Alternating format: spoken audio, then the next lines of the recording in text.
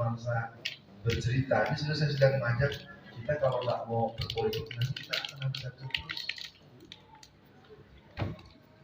Dalam medan saya bilang sejak kapan Satgas PDI Perjuangan nangkepin orang? Itu terus terang Pak, itu dulu kita dudukan. Kata kalau malam ini kita berceramah tentang mereka, kita mau tanya, misalnya lapor dulu dari polisi. Ini satu ya. Karena begitu masyarakatnya juga pada penuh dengan rasa takut yang meluas. Di musim pemilu 2014 ada 2 ustadz dari Bandung ditangkap, 1 ustadz dari Karawang ditangkap. Sama-sama Jawa Barat. Padahal dia hanya bercerita tentang pentingnya kita berpolitik. Apa yang ingin saya ceritakan dengan penyampaian ini ibu-ibu sekarang, nanti kita ada cerita yang bisa dicatat. Saya sedang mengajak dulu kita memahami kalau kita tidak punya pilihan dalam berpolitik. Nah, politik itu kan ada 2, politik strategis dan politik praktis. Kita nanti akan bicara politik strategis. Ini cerita-cerita ini biar kita santai aja gitu. Jadi kalau di beberapa daerah yang karena saya dulu lama di P3 ya. Ibu tahu P3 nggak? Oh, apa P3? Partai Pemaksaan Persatuan. Nah, nanti kalau nggak ada yang tanya jadi nggak jelas tuh. Saya bukan sedang gojekan. Yang saya sebutkan tadi itu sebenarnya. Sekarang P3 itu bapak-bapak. Yang betul, yang sebetulnya, yang seharusnya Partai Persatuan Pembangunan atau Partai Pembangunan Persatuan. Ya, yang seharusnya kita punya yang mana? Nah, itu salah. Itu yang selama ini dipasang kemana-mana. Makanya kita nggak pernah bersatu karena kita nggak pernah membangun persatuan. Dan itu bukan omongan saya, itu omongan Dr. Muhammad Natsir. Kenapa tahun 92 beliau perintahkan seluruh keluarga besar Muhammadiyah, keluarga besar apa yang punya ikatan emosional, karena tahun 92 kan belum masa-masa belum ada partai-partai baru. Kita diperintahkan bikin P3. Cuman beliau maunya P3 itu Partai Pembangunan Persatuan. Tolong bapak-bapak, ibu-ibu, jangan, saya ini sudah mulai materi loh. Jadi jangan dianggap saya sedang bicara biasa. Kita tuh lemah pemahaman kalimat, pengalaman, pemahaman diksi, pemahaman apa dan bagaimana. Akibatnya kita nggak tahu. Undang-undang, ibu-ibu ya, dulu kalau zaman saya kecil, saya tuh tiap maghrib tuh sekarang kalau ibu ngajar anak ngaji sampai ditarik ininya atau dipukul pakai rotan, itu anak datang ke polsek, ibu 6 tahun penjara. Beneran, saya bukan lagi gojekan loh. Ini anak-anak kecil ini ngerti nih, dimarahin ada bekas dipukul, dia bawa, ibu langsung ditangkap, ditahan. Hebat kan? Itulah Indonesia. Jadi negeri ini telah melahirkan undang-undang yang terus-menerus. Kenapa ijazah palsu nggak bisa diusut? Karena dalam Omnibus Law ada keterangan berijazah palsu nggak bisa diproses hukum. Jadi memang ini rezim udah out-outan kalau anak Betawi bilang. Nah persoalannya kan kalau kita omong lalu kemudian direkam, rekamannya tersebar kemana-mana, itu lagi masuk pencemaran nama baik lah, penghinaan lah. Udah jelas orang hina, dihina nggak mau. Baik ya, saya tuntaskan dulu cerita tadi soal Facebooknya teman-teman dari PDIP dari Jakarta Timur. Di musim kampanye 2014, kebetulan saya berkhutbah di sebuah masjid yang namanya Masjid Baitur Rahman. Masjid itu berada di Jakarta Pusat. Kalau ada khotib Jumat, bapak-bapak habis mengucapkan salam, terus apa? Azan ya? Assalamualaikum warahmatullahi wabarakatuh. Azan kan? Habis azan, khotibnya diri lagi kan? Saya baca syahadat, saya baca salawat, saya baca ayat, saya baca hadis, saya baca pengantar. Jamaah sedang Jumat yang berbahagia. Sebelum khutbah diteruskan, saya minta kepada bapak-bapak, saudara-saudara, tengok kiri kanan. Siapa yang mencatat-catat, siapa yang merekam-rekam, tangkap dia. Lari 2 orang. Ternyata pengurus PDI Perjuangan dari Jakarta Pusat.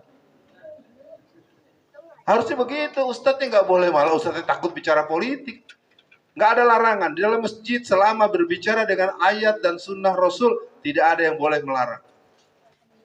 Ini karena Ustadz takut duluan, pengurusnya juga ikut takut. Kalau manggil Ustadz datang. Tapi jangan ngomong ini, jangan ngomong ini. Itu kejadian waktu saya ke Sorong. Satu hari saya kan waktu sampai sekarang masih dosen saya. Waktu itu saya masih sangat aktif jadi dosen di UHAMKA. UHAMKA itu salah satu Universitas Muhammadiyah yang akreditasinya A ya. Tapi itu urusan formalitas lah. Waktu itu saya sedang ada kunjungan namanya UHAMKA mengajar. Jadi kami para dosen-dosen senior bersama dengan dosen-dosen yang pemula, kita keliling ke Irian. Sampailah di Sorong. Pernah dengar Sorong? Nah, rupanya entah pengurus Muhammadiyah, entah pengurus apalah, dengar ada saya di carinya sama mereka. Ustadz mau nggak jadi khotib Jumat? Duh, saya di sini bukan mau khutbah, saya mau tugas mengajar di kampung-kampung. Jadi ibu-ibu, bapak-bapak, negeri kita emang negeri yang aneh. Di Irian itu, kalau saya bahas dunia pendidikan, itu tamat SD tuh 90% tuh nggak bisa baca. Bingung datang ngebahasnya. Saya terus terang aja, saya juga jadi ketika kita kunjungan mengajar, memang nggak bisa baca. Saya nggak bisa nerangin lagi sebagai seorang dosen pendidikan. Duh, ampun. Oke, kita simpan dulu. Akhirnya panitia itu jumpa dengan saya. Karena memang hari Jumat ya kita punya jadwal ataupun tidak kan harus tetap sholat Jumat Bu ya. Ya saya sholat namanya Jumatan, akhirnya saya khutbah. Rupanya khutbah itu di masjid besar. Masjid yang kalau menurut saya daya tampungnya bisa 5.000-an lah. Karena masjid kan namanya di daerah-daerah gitu kan masjid nggak banyak, masjid raya besar, ribuan. Tempatnya tinggi, mimbarnya tinggi. Di atas mimbar itu khutbah tidak boleh lebih dari sekian titik-titik menit. Dalam berkhutbah tidak boleh membahas 1, 2, mau berapa poin nggak boleh bahas. Yang tidak boleh dibahas itu saya bahas semua. Nggak boleh ngomong politik, nggak boleh ngomong kristenisasi, yang ini nggak boleh gitu ngomong-ngomong itu nggak boleh. Saya bahas semua. Akibatnya selesai khutbah, jamaah itu boleh dibilang 90% tidak ada yang bergerak. Sampai turun dari mimbar, saya minta imam pastikan yang bacaannya bagus ya, mas imam maju. Dah imam sholat, habis sholat, terus itu dan namanya jenderal bintang 3 dari angkatan laut. Mereka dari berbagai tempat karena masjid kan jarang. Saya pikir saya itu mau dimarahin. Terus saya kayak seperti tadi aja kan, anak-anak saya sapa, saya sambil wudhu, anak-anak saya ajak bercanda. Kenapa Pak? Ini kok belum pada bubar? Ya Ustadz, kami lagi mendapatkan keajaiban dunia. Kenapa? Selama ini nggak pernah ada yang khutbah berani ngomong begitu. Bukan berani, saya ngomong yang tercatat karena nggak boleh, berarti ini harus dibahas. Biar orang tahu sebenarnya apa. Kristenisasi bagaimana, ini bagaimana. Subhanallah sih, memang akhirnya masjid itu, ya memang mereka juga pertama ya, takut juga lah ya, takut nggak boleh khutbah lagi kan. Kalau nggak boleh khutbah lagi kan nggak dipanggil lagi, kalau nggak dipanggil lagi kan nggak dapat amplop lagi kan gitu ya. Di sana bukan di sini. Nah, jamaah sekalian kita masuk saja supaya nanti diskusi kita dia cukup. Kita bisa lebih dari jam 9 nggak? Berani nggak Bu? Jam 10? Benar. Kalau berani jangan pada bergerak. Kalau mau bergerak dari sekarang perjanjian. Setengah 10 apa jam 10? 10 ya. Jadi kalau ada yang pulang saya panggil, masuk lagi. Bapak-bapak, iya bapak-bapak langsung pakai rumus malam Jumat nih Ustaz. Malam Jumat itu baca surat Al-Kahfi 1 sampai 10. Gitu ya Mas ya. Oke, kita mulai ibu-ibu. Jadi yang mau nyatet boleh, yang mau dengerin dulu boleh. Kita bacakan dulu ayat pembuka. Dalam Al-Quran itu ada ayat 208. Nama suratnya Al-Baqarah. Dalam ayat itu dikatakan, ya ayyuhallazina amanu udkhulu fi silmi kafah wa la tattabi'u khutuwatis syaitan innahu lakum aduwwum mubin. Wahai orang-orang yang beriman, masuklah engkau ke dalam Islam secara keseluruhan. Ya. Dan janganlah engkau mengikuti langkah-langkah setan. Karena setan itu adalah musuh yang nyata bagi kami. Jadi kalau masuk secara keseluruhan, orang Islam itu ya Islam agamanya, Islam ibadahnya, Islam cara makannya, Islam cara ekonominya. Kan kita dengarkan penjelasan Ustadz Ridho bulan lalu kan, bagaimana haram itu nggak boleh sembarangan, haram haram, halal halal, al halalul bainun, al haramul bainun. Ibu-ibu sekarang saya punya uang nih 1 miliar, siapa yang mau saya kasih. Tapi ibu sekarang lepas jilbab 1 jam aja, 1 miliar nih udah saya kasih box. Yang mau angkat tangan. Kalau anak kecil dia belum pernah wajib hukum. Ibu-ibu deh saya tanya. Nih ibu yang kacamata nih, saya kasih uang 1 miliar, ibu lepas jilbabnya depan umum. Loh, 1 miliar bu.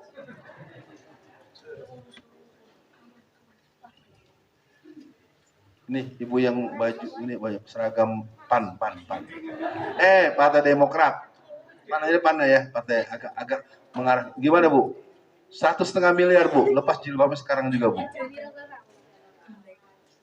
Sekarang di sini dalam kamar. Nggak mau kan? Berarti nggak mau duit dong. Kenapa bu nggak mau?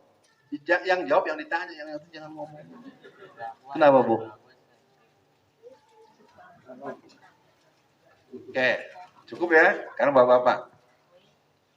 Dalam pergaulan di masyarakat, bapak-bapak ketemu nggak orang yang suka nggak sholat? Di sekitar Solo dan sekitarnya, orang yang nggak sholat dengan yang sholat banyakan mana? Bu, saya udah 3 tahun loh, Bu. Saya hati-hati ngomong saya udah tahu. Yang saya bingung itu, banyak pasangan, keluarga, suami istri, beda agama. Saya bingung ya. Nama suaminya tercantum sebagai salah satu nama surat dalam Al-Quran. Tapi istrinya Kristen. Kok di sini ada ya begitu? Bukan ada, banyak. Itu kenapa ya? Saya mau tanya nih bapak-bapak nih. Kenapa di Solo dan sekitarnya ini ditemukan orang yang beda agama dan dia menikah? Bapak bisa bantu? Kenapa Pak? Mas? Enggak nih, saya bingung juga nih. Jadi ngaji terus. Menurut bapak-bapak kalau orang nikah beda agama itu hukumnya apa? Zina seumur selama-lamanya. Nggak usah pakai minta dalil. Ustadz, kalau nikah beda agama dalilnya ya udah, namanya juga beda agama berarti rukun nikahnya batal. Karena bapak-bapak ada yang di sini sekarang ya. Nih ilustrasi ini jangan dibilang saya sedang berbohong. Kita lagi ilustrasi. Ibu nggak mau lepas jilbab, ibu nggak mau. Udah bener ibu dah. Nih yang mudaan nih. Antum berapa umur sekarang? Ada 60 belum? Berapa? 43 ya, masih tuan gua deh ya. Enak ngomong-ngomong muda dikit. Dikasih uang juga sama 1 miliar.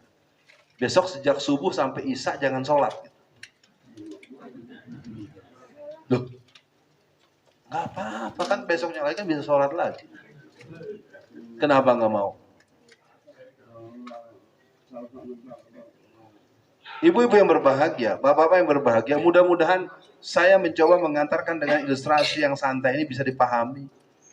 Bahwa ada orang berislam tetapi tidak mau berislam padahal yang membuat dia akan selamat dunia akhirat. Kemarin musim Covid, masjid-masjid pada disuruh cabut karpet ya? Suruh pakai jarak-jarak ya?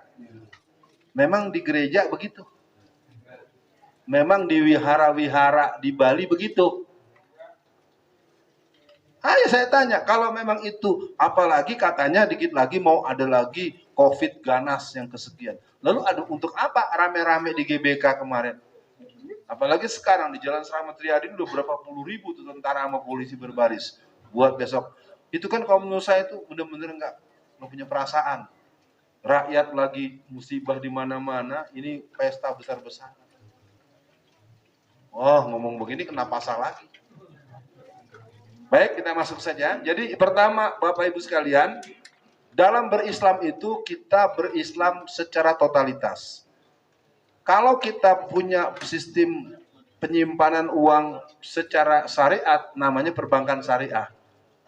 Perbankan syariah itu sampai kita memiliki menara syariah di Jakarta. Apa yang namanya orang Cina banyak yang menjadi nasabah bank syariah. Para pendeta, para orang-orang Kristen banyak jadi nasabah bank syariah. Dalam logikanya, kalau perbankan syariah merupakan solusi untuk penataan ekonomi nasional maupun internasional, sebelum saya teruskan, menurut Bapak dan Ibu sekalian, kalau kita menabung yang paling tenang hati kita di bank konvensional atau di bank syariah? Perbankan syariah solusi untuk masalah ekonomi dan keuangan secara agama Islam. Semua orang setuju. Kalau perbankan syariah sebagai solusi ekonomi, berarti politik syariah gitu juga dong. Tapi kenapa nggak laku? Jadi ketika Islamnya itu dalam perspektif selain, jadi ternyata kalau ada urusan dengan uang, bukan UUD, Bu. Ini persoalannya perlu kita dudukan dulu. Kita berani membela mati-matian dengan segala urusan-urusan berhubungan dengan politik. Nah, baik. Saya malam ini berharap semua bisa menyadari bahwa kita memang lemah di dua hal. Yang pertama adalah mencetak generasi yang berwatak kekuasaan, generasi yang punya mental penguasa, dan generasi yang berkekayaan. Contoh bayangkan, saya jadi gubernur Jawa Tengah. Ini Bapak dan Ibu setuju nggak? Bukan orang Jawa. Ya udah tahu gua. Udah nggak usah dibahas, saya udah ngerti. Tapi anehnya, kalau yang maju orang Cina nggak apa-apa. Itu saya sampai sekarang heran. Kalau yang maju bukan sama dengan sukunya, padahal sama-sama Islamnya, itu ribut. Tapi kalau yang maju Cina, nggak disoal. Benar-benar nih, saya ingin sampaikan pendapat saya dalam perjalanan saya secara nasional. Ada apa? Ada apa di alam bawah sadar kita? Ada apa dalam pikiran kita sebagai Muslim? Padahal Allah telah mengatakan, ya ayyuhallazina amanu la takhizil mu'minal awliya. Wahai orang-orang yang beriman, tidak diperbolehkan mengambil orang kafir sebagai pemimpin. Buktinya kemarin 2 periode FX. Masyarakat Solo kan 77% Muslim. Kan ini persoalan serius. Berarti kita hanya berislam dalam urusan ibadah, urusan sedekah, urusan kurban, urusan akikah, urusan haji. Tapi giliran kepemimpinan agamanya nggak dipakai. Padahal kalau Bapak Ibu mau tahu, kita sholat berjamaah itu adalah filosofi leadership umat. Ibu-ibu di sini semuanya ahli baca Quran, qiraah, qoriah. Kelas internasional, hafal 30 juz. Ya Bu ya? Amin. 30 juz sampai 34 juz Bu. Nah kalau yang 34 juz ada orangnya Bu. Tanyanya sama Opung. Ibu tahu Opung nggak? Nah, kalau nggak tahu Opung nanti nyebut nama lagi, kena pasal lagi. Iya, memang nyambung aja. Jadi pada malam ini yang hadir saya ingin mengajak dulu kita memahami bahwa perbincangan kita adalah perbincangan tentang perjuangan politik umat Islam. Bagaimana ketika Bupati Jember perempuan dia bisa membuatkan beasiswa untuk 400 anak yang hafal Quran, dia dapatkan bonus untuk sekolah sampai selesai S1. Orang kampung-kampung mau kuliah sekolah. Atau di ITS. Mudah-mudahan sekarang belum berubah. Itu rektornya siapa mahasiswa baru yang tak hafal 30 juz. Sama dengan saya kalau saya jadi gubernur Jawa Tengah walaupun nggak ada yang milih ya. Edaran gubernur Jawa Tengah. 1. Untuk seluruh masjid se-Jawa Tengah yang belum memiliki IMB dengan ini diperintahkan kepada para camat agar mengumpulkan database-nya dengan lurah-lurah sekalian dan segera dikeluarkan izin mendirikan bangunan dan diserahkan kepada pengurus atau orang-orang yang bertanggung jawab dengan masjid itu dalam waktu selambat-lambatnya pertengahan 2025. Kan saya gubernur tahun 2024. Ya. 2. Ini ibu-ibu, bapak-bapak kalau masih banyak yang main handphone, saya udahan ngajinya nih. Saya nggak mau ngelihat orang yang cuma pura-pura nggak lihat aja. Ya. Ini penyakit juga nih, ngaji-ngaji main handphone jalan terus. Ini mau terus kan nih ngajinya nih? Ya, ini saya nih guru loh, jangan main-main nih, saya guru nih. Ya, di kampus tuh kalau mau kuliah, mau ujian, mahasiswa saya geledah handphonenya. Karena nyontek nih dari handphone, nanya sama Google. Iya, sekolah tamat S2, S3 tapi tolol juga. Nanya melulu di sini nanya. Coba diambil dia bingung. Sama pemimpinnya. Ya, jadi kalau ibu-ibu yang masih sibuk berhandphone, karena saya lihat lebih dari 5 orang nih. Saya hafal Bu, saya cepet.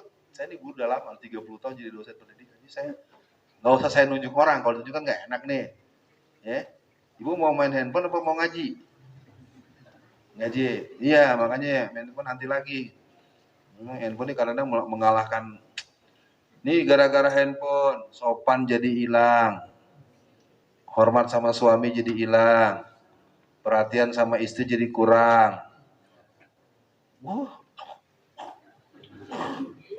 Gara-gara handphone nih. Bukan di sini, bukan di rumah masing-masing.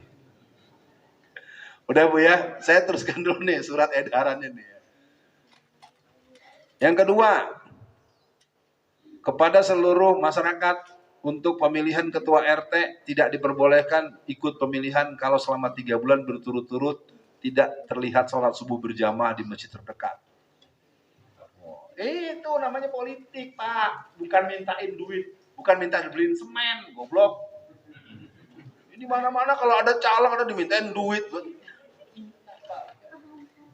Kalau nanti Pak Anies Baswedan jadi presiden, jangan minta apapun yang sifatnya materi. Satu, kalau Pak Anies Baswedan jadi presiden, satu, kami mohon HTI dan FPI direhabilitasi. Begitu namanya politik.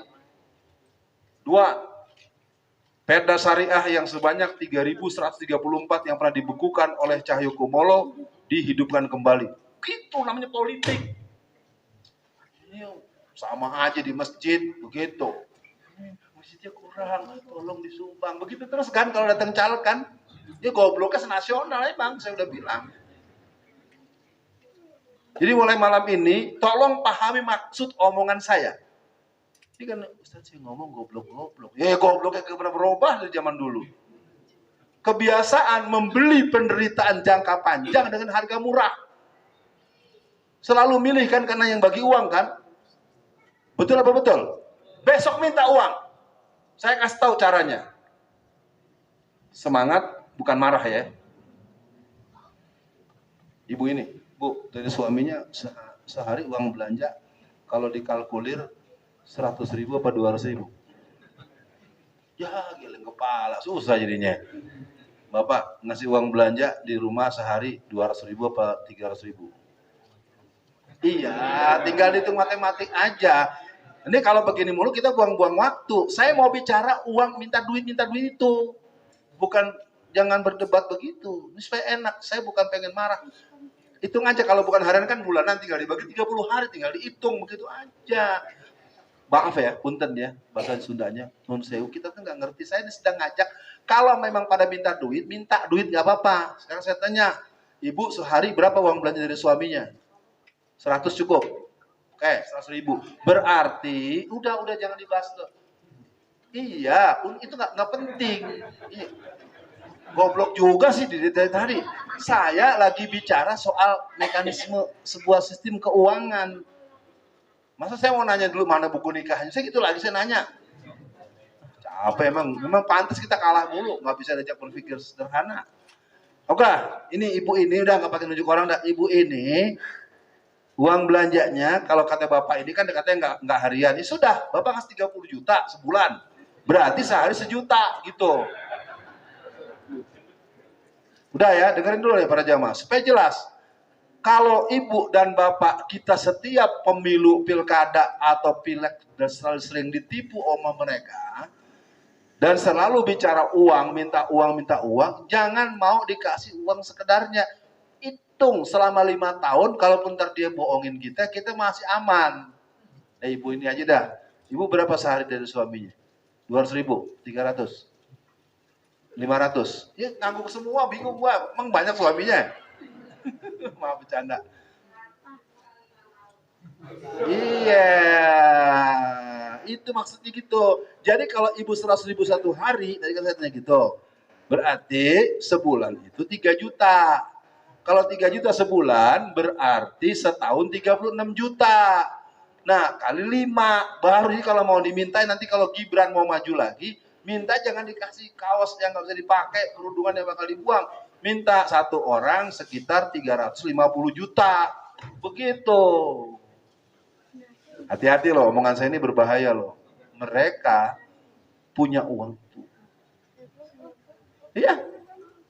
Kita bisa mengalahkan Ahok di Jakarta pada putaran kedua tanggal 19 April 2017. Kalau dibikin uang itu diloskan, menang. Dia modal 20 triliun. Jadi saya ingin katakan, umat Islam harus belajar berpolitik itu adalah pemihakan kepada nilai yang akan memberikan kita. Makanya kenapa kita berpolitik, ya, apa artinya kekuasaan politik bagi umat Islam? Yang pertama, dakwah Islam syiar lancar dan aman. Ketika zaman Pak Anies kita pakai Monas bisa. Begitu harus dipahami. Jadi pahami berpolitik sama. Dibayangkan kalau saya wali kota Solo, Anda kira-kira bisa lihat itu lapangan Manahan bisa nggak buat apel Laskar Solo Raya? Bisa, wali kotanya gua. Persoalannya kan kita nggak pernah merancang kemenangan. Kita nggak pernah. Saya tanya sekarang, yang laki-laki di sini di ruangan ini siapa yang siap jadi wali kota? Nggak ada. Giliran saya maju, bukan orang Jawa. Begitu penyakit kita, suruh maju nggak ada yang maju, orang lain maju nggak dibantu. Nanti kalau dia siap, dibikin dia stres sendirian. Kalau beliau ini, kalau bapak ini siap jadi wali kota Solo, bapak ini siap cari uang. Butuhnya berapa? 300 miliar. Bapak yang cari bersama tim. Jangan bilang nggak ada. Kita masih ada Bu Aminah, masih ada Dapur Solo Group, masih ada Pak Indratno. Saya selama 3 tahun tuh mencatat lebih dari 50 sampai 100 orang yang bisa nyumbang uang hilang tuh 2 miliar per orang. Karena kita nggak pernah merancang kemenangan. Antum nyalon pusing sendiri, nyari duit sendiri, stres sendiri, ngurus kaos sendiri, ditangkap sendiri. Iya. Kenapa di DPR sekarang yang PKI sampai 200 orang? Ini saya ngomong begini, ibu-ibu tolong tangkap semangat dan isi pesan saya. Jangan menyoal gaya saya. Ya, kalau gitu namanya nggak nama-nama pinternya. Di DPR sekarang PKI itu dari cucunya PKI, ponakan PKI-nya sendiri. Karena anggota DPR kan tidak dibatasi umur. Kenapa jumlah mereka banyak? Senengan mau maju dari dapil mana? Ya Mbah, aku dari dapil Jawa Tengah 12. Kamu punya modal berapa? 700 juta. 700 juta mana bisa menang jadi DPR RI kan? Ditanya lagi sama si mbahnya, butuhnya berapa Le? Butuhnya 4,5 M. Ketika dia bilang dia punya 700 juta, maka saya sebagai yang bertanya menyiapkan 3,8 M kasih ke dia. Sekarang kita tanya, di mana ada orang Islam membantu orang maju dengan memberikan bantuan dana untuk dia menang untuk kepentingan agamanya? Tidak ada, itu kelemahan kita. Kita menganggap dapat sorga kalau nyumbang masjid. Betul, ada dalilnya. Tapi kalau menyumbang Alfian yang bisa jadi gubernur Jawa Tengah, apa nggak keren? Itu kita nggak berpikir jauh sebetulnya. Dan itu anggap aja uang hilang. Namanya politik. Politik itu nggak ada cerita bicara, Ustadz, kalau mau menang nggak pakai uang, ya gimana? Ngumpulin 1.000 orang, orang makan semua. Saya undang nih calon gubernur Jawa Tengah. Bapak-bapak, ibu-ibu saya undang nih. Kumpul di mana? Ada 10.000 orang makan. Apa? Sambil makan, bapak-bapak, ibu-ibu mohon bayar masing-masing ya. Begitu nggak? Tidak juga harus uang saya. Karena nyari uang bapak yang ngumumin nanti. Tolong, kalau yang pesan makanan secukupnya aja sesuai dengan perwal. Ini mah kalau udah bareng dengan tim sukses, buaya dipesan, kuda dipesan. Satu orang bawa 20 slop rokok. Ya ibu-ibu biar tahu saya lama. Di P3 saya berdiri pengurus ranting, saya pengurus pusat. Kalau ada orang jadi calon gubernur atau calon wali kota atau itu yang paling kelihatan tambah gendut itu ya tim suksesnya. Tidurnya di hotel bintang 5, kalau makan apa semua yang ada dipesan, Ntar lagi pesan lagi yang dibawa pulang take away untuk neneknya, untuk bulenya, untuk pak D-nya. Jadi pulang dia masukin tuh di bagasinya sampai 200 bungkus. Jadi ketika mau selesai makan bayarnya berapa? 50 juta. Maaf ya, saya ngomong begini bukan ngedongeng, bukan gojekan. Makanya kenapa kita nggak pernah menang? Karena pertama kita tidak pernah merancang kemenangan. Jadi kekuasaan politik yang kedua adalah umat Islam tersantuni dunia akhirat. Sekarang pakai jilbab di beberapa sekolah dilarang. Kalau kemarin si Ahok menang, Ahok itu selama berkuasa sudah melarang aula-aula di kecamatan dan kelurahan se-Jakarta sejak dia menjadi gubernur definitif setelah Pak Jokowi jadi presiden bulan Oktober tahun 2014. Seluruh pesan aula di kecamatan dan kelurahan se-Jakarta tidak diperbolehkan untuk pengajian. Hanya boleh buat kebaktian. Baru dengar kan? Gua anak Betawi. Kenapa para camat dan lurah tidak berani bicara kepada publik? Karena lurah di Jakarta gaji 30 juta sebulan. Baru dengar juga kan? Kesian dah lu pada orang kampung sih lu pada. Mohon maaf ya, gaya saya jangan diambil hati. Anda harus menangkap itu. Kalau orang kafir itu menang, wallazina kafaru ba'duhum awliya'u ba'd. Nah, jadi kalau kita tidak pernah merancang kapan, makanya menjelang pemilihan waktu itu Pak Anung berduet dengan siapa tuh dari PKS atau dari PAN itu yang bersaing dengan iya, saya datangnya agak telat, terus terang aja kalau saya mau sampaikan. 2 minggu menjelang proses, wah mereka pas lihat saya datang. Tapi saya lihat kok Solo gimana sih? Pas saya datang saya temui Mas Ripto, saya temui teman-teman. Ustadz ini baru datang sekarang. Ya, saya ini koki politik, Bu, terus terang aja. Kita bisa bikin menang di Lampung Utara, kita menangin memang nggak bisa banyak, karena kalau ngurus banyak, badannya cuma 1 susah. Yang jelas kita ini tidak pernah memikirkan wali kota Solo, karena beliau mau jadi gubernur Jakarta, saya silakan, monggo, semonggo. Gibran kalau mau jadi wali kota, mau jadi gubernur Jakarta silakan. Jakarta masih banyak si pitung, tenang aja. Langkahin dulu mayat kami kalau orang sembarangan jadi pimpinan Jakarta. Nggak bakal menang. Ahok yang 20 triliun kalah, masih ada Alfian Tanjung, masih ada Habib Rizik. Oh iya. Kami di basis Jakarta, Bapak boleh tengok. Pemilu 1977 yang menang P3. Kenapa P3 menang? Ketuanya Hartono Marjono, tokoh PII. Mau baliknya MZ, mau balik muda, ngomongnya cetar. Hiburannya Soneta Roma Irama. Menang. Makanya sebenarnya kalau nggak pernah merancang kemenangan, kita nggak bakal menang. Lah kita diam semua. Abah Kasum kemarin nggak jadi maju. Abah Ali mau maju mundur lagi. Ya udah, yang menang jadi odong-odong, ondel-ondel, seolah-olah lawan Gibran, padahal bukan, ini temennya juga. Ya karena kita nggak pernah mau menang. Kalau mau dibicarakan dari sekarang, begitu maksudnya. Oke, yang ketiga, kalau kita punya kekuasaan politik, kita akan menjadi tuan di negeri sendiri. Skala mikro misalnya di Solo. Kalau wali kotanya Alfian Tanjung, mau apa? IMB. Lah, tanda tangan saya. Begitu kekuatan hukum tetap masukin. Ini sekarang enggak. Sekarang sampai Masjid Sriwedari diambil alih. Padahal Sriwedari itu sebuah daerah yang luasnya sekian hektar, itu milik ahli waris. Selama 50 tahun, Pemkot Solo tidak pernah bisa mengambil. Loh, kok sekarang jatuh pindah ke tangan Pemkot dengan keluar surat resmi dari Mahkamah Agung. Bapak-bapak, Ibu harus tahu loh, negeri kita ini dijajah oleh anak baru kemarin. Anda saya pegang gitu kan aslinya. Tembusan asli saya kan di PDF kan, saya print. Wah.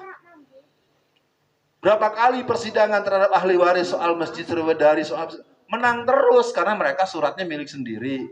Sekarang diambil alihnya, sekarang rampok tuh bukan hanya rampok jongkel itu, rampok ganti sertifikat. Baru dengar juga ya, kesian amat lu jadi pribumi di sini. Ya gimana mau ngelawan, nggak tahu masalah.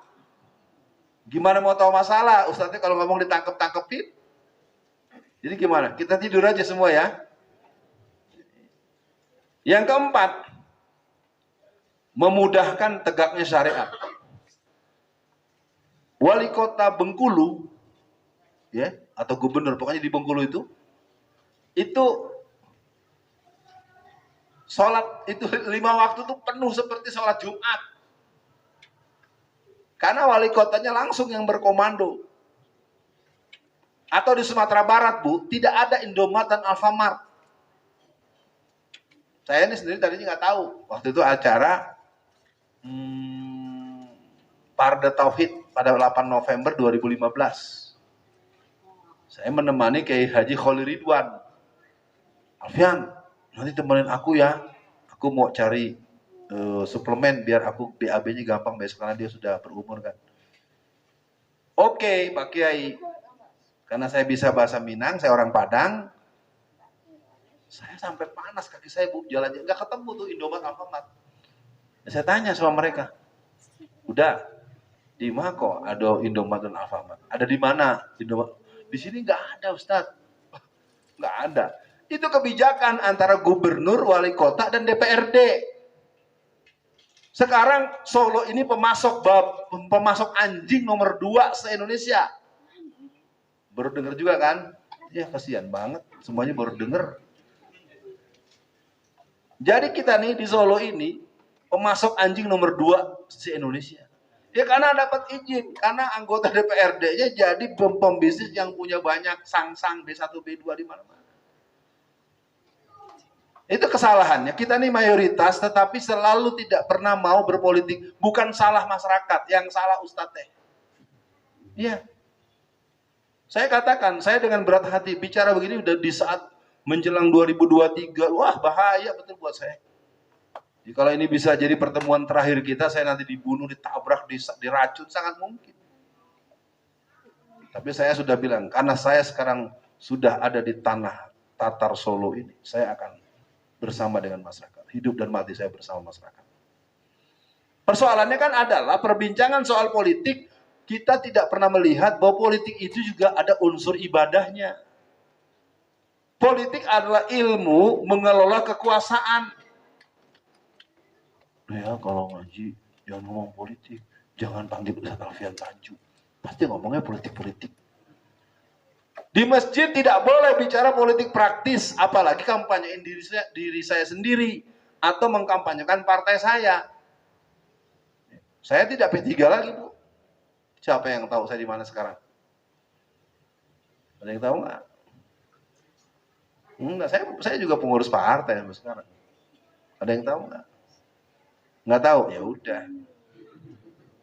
Yang kelima, kekuasaan politik melancarkan urusan dan memenangkan kepentingan. Sebenarnya di sini akan dibuat tempat penyembelihan babi.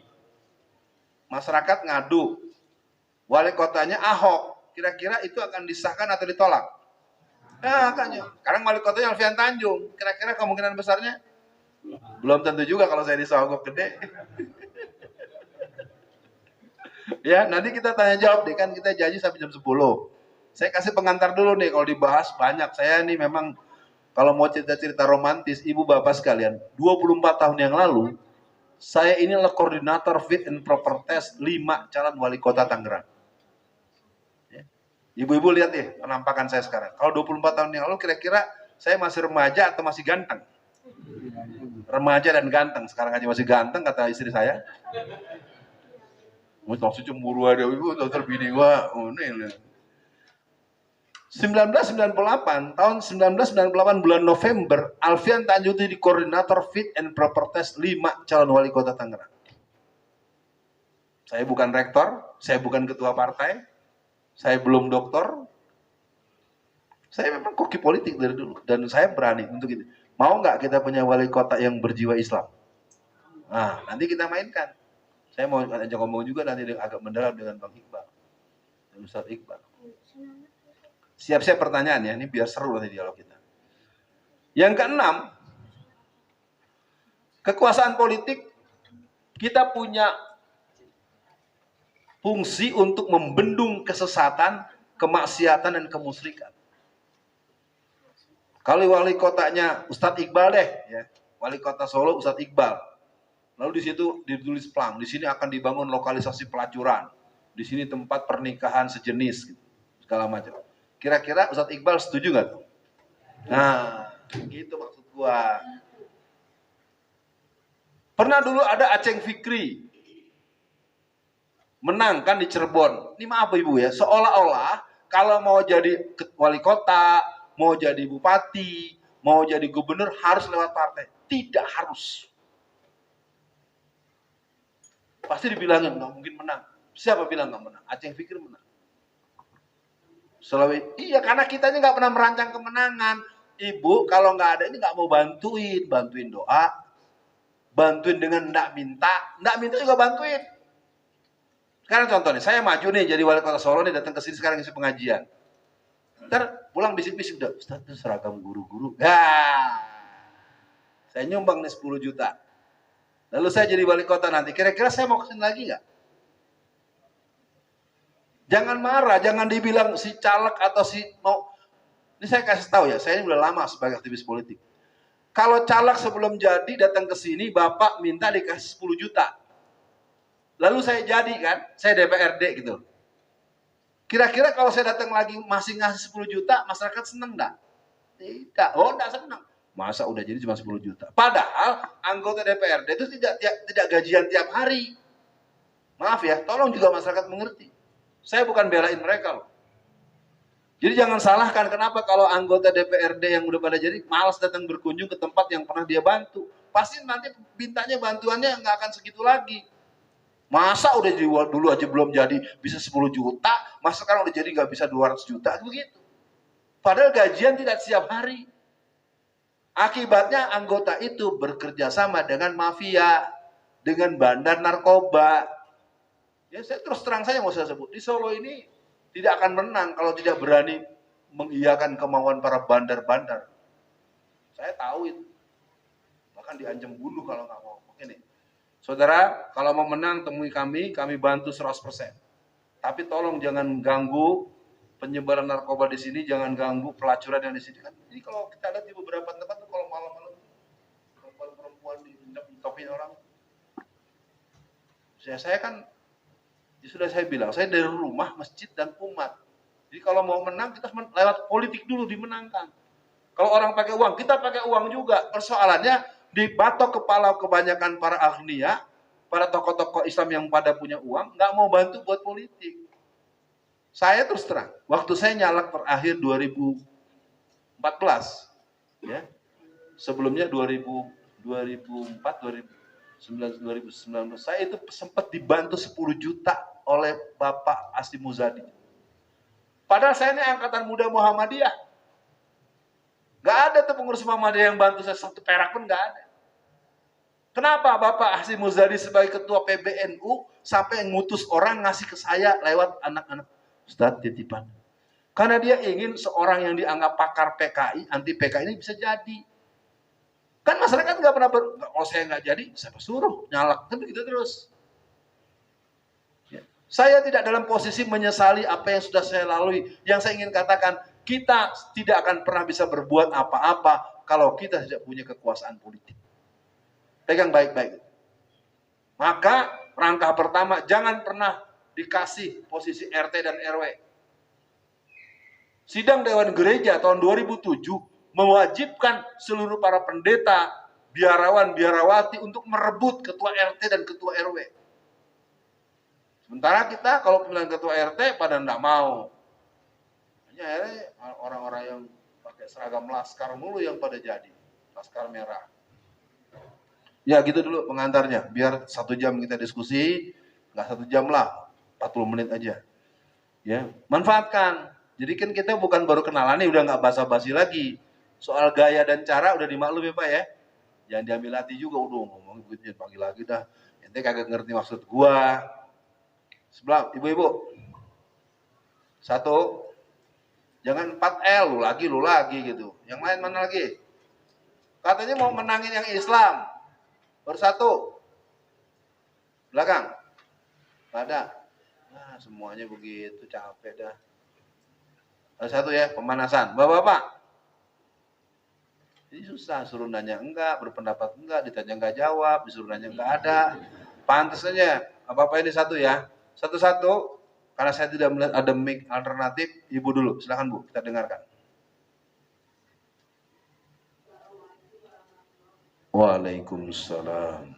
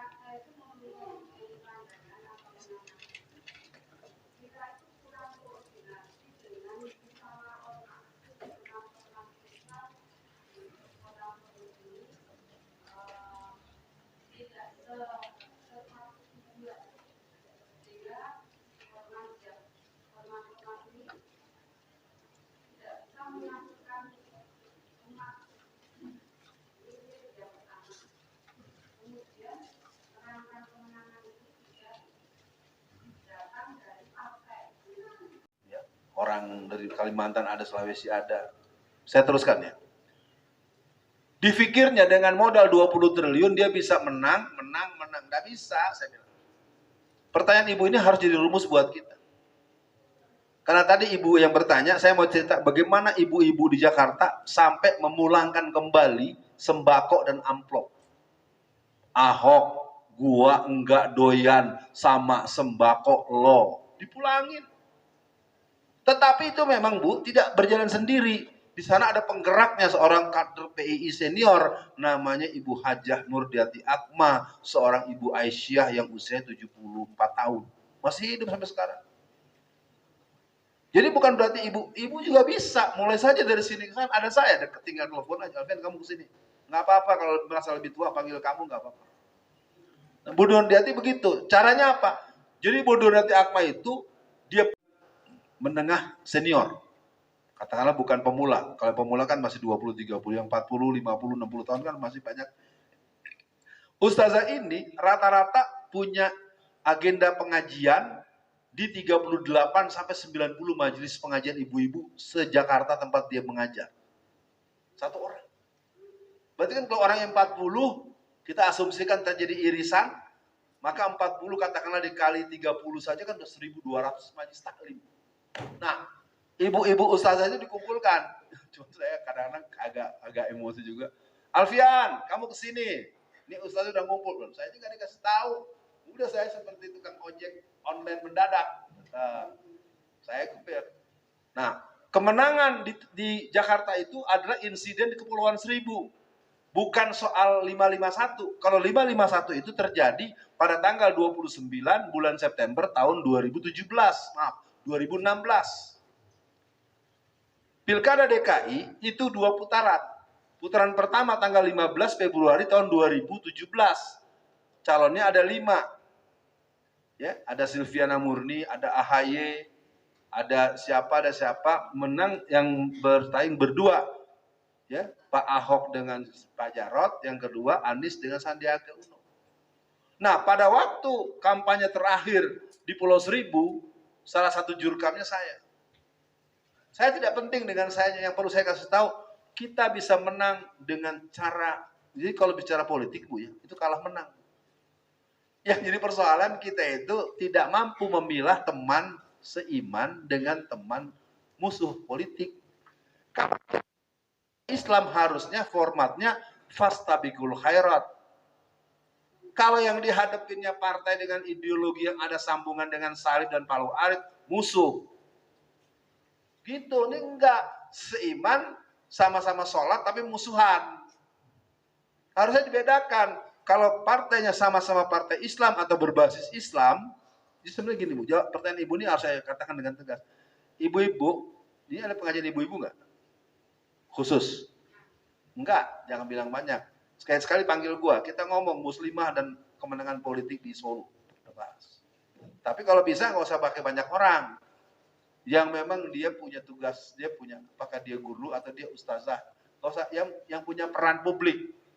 Ya, ini kan yang nanya ibu sendirian, berarti ibu punya tugas publik nih, paling nggak di masyarakat. Yang lain diem aja, tergantung suami saya, tergantung suami. Jadi pertanyaan tadi soal persatuan, ibu tahu kenapa saya di penjara? Ibu tahu kenapa Habib Rizik nggak bisa masuk Indonesia? Kami berdua dikunci di luar. Saya kan tanya sama pihak yang jaga saya malam-malam, itu yang jaga saya bintang luar. Emang gue salahnya apa gue di penjara? Bingung Ustadz, ngadepin Ustadz. Kalau Ustadz tidak di luar, ntar Jokowi kalah lagi. Tuh kalau mau tahu. Ini kan gak fair, kita dikunci semua. Padahal kita apa salahnya? Gak ada kesalahan. Buktinya sidang saya, eksepsi diterima. Kasus saya yang kedua, vonis saya bebas.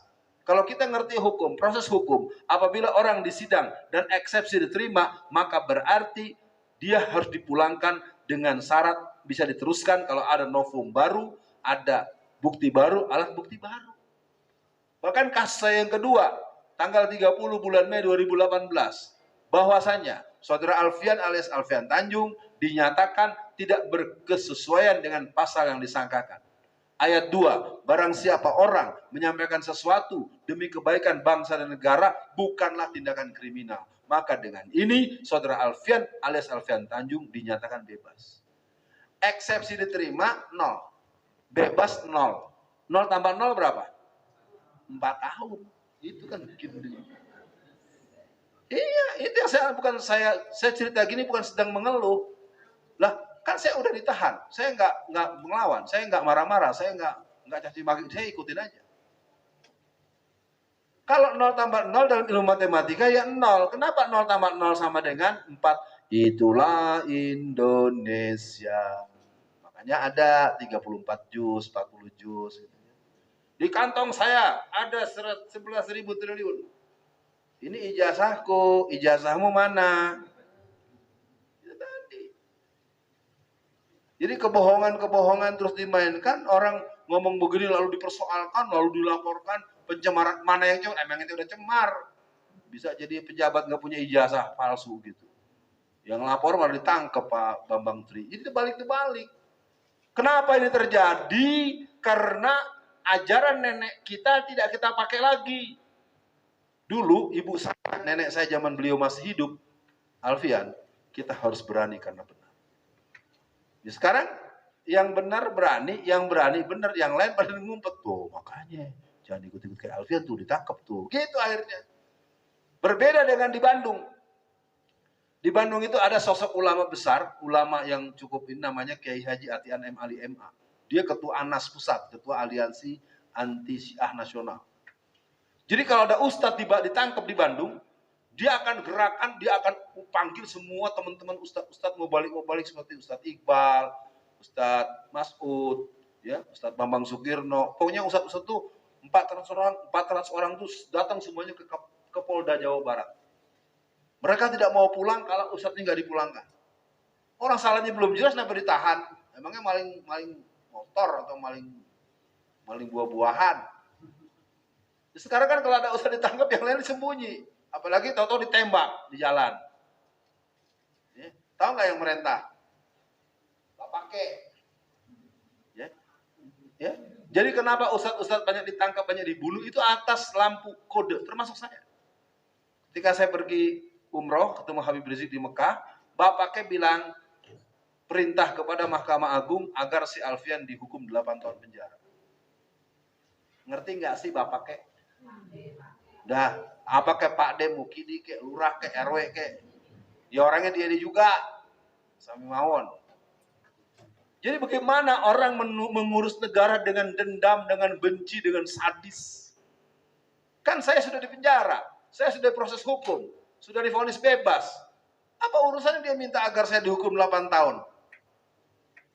Habib Rizik geleng-geleng pecah kepala, kan saya waktu itu umroh, pas saya hampir ke rumah beliau di Mekah. Ustaz, ente punya masalah apa sama Pak Lurah itu? Kenapa Bang? Dia minta agar antum itu dipenjara 8 tahun. Jadi artinya para jamaah sekalian, pada malam ini saya ajak ibu, ya Bu, saya ingin ajak ibu-ibu nih, nggak usah deh, saya nggak usah pakai pengecualian. Sekali waktu kalau ada panggil ibu, kita ngomong muslimah dan politik, peran muslimah dalam politik. Kita ngerti dulu persoalan, jangan pernah takut. Saya kasih tahu Pak ya, bab jihad. Kalau kau berani menghadapi musuhmu, maka Allah akan menjatuhkan rasa takut ke hati mereka. Kenapa mereka berani kepada kita? Karena kita takut sama mereka. Ya, ini penting, semua dicamkan ibu-ibu. Dan saya malu, mohon maaf. Dalam pengalaman saya keliling Indonesia, yang punya pembelaan yang dahsyat itu ibu-ibu. Makanya khusus untuk jalur Lampung, saya sudah minta pada Ustazah Mary, nanti kalau saya ke Lampung lagi, saya mau bikin semacam daurah khusus muslimah. Kita nggak ngelawan siapa-siapa, kita kan berontak. Saya narasumber negara loh bapak-bapak yang belum kenal saya. Saya narasumber resmi di Angkatan Darat, di Kopassus, di Kesbangprov, di Kesbangda, di Wantanas. Dari mana Alfian Tanjung jadi teroris? Orang saya narasumber negara, yang dibikin pusing narasumber negara masuk penjara. Aneh bin ajaib. Nah artinya apa? Negara kita sakitnya sakit parah. Berarti PKI-nya sudah eksis. Isyhadu bi ananal PKI. PKI sudah eksis. Negara ini sudah mempertegas sebagai negara berhaluan komunis PKI sudah. Ya. Saya sudah tantang di mana kesempatan. Ayo buktikan. Siap saya berdebat lawan siapapun bahwa negara ini PKI atau tidak. Dan saya nyatakan negara ini berhaluan PKI. Syaratnya 2. Jangan pakai pasal, jangan pakai fisik. Ya ngomong begini ujung-ujungnya di mana cari-cari lagi pasal yang orang negara memang. Ciri-ciri negara PKI itu yang pertama, segala urusan di negara itu dikuasai oleh polisi. Orang saya ini pakar PKI itu, coba lihat di Rusia, lihat di Cina, lihat. Sepak bola polisi. Pindad saja perindustrian angkatan darat, senjata angkatan darat saja yang mimpin polisi. Jadi di sebuah negara kalau sudah didominasi oleh polisi, maka negara tersebut salah satu ciri dari mana? Nggak usah marah, saya itu fakta di dunia internasional. Persoalannya kan penjahat sekarang udah semaunya, udah jelas dia yang berbuat jahat.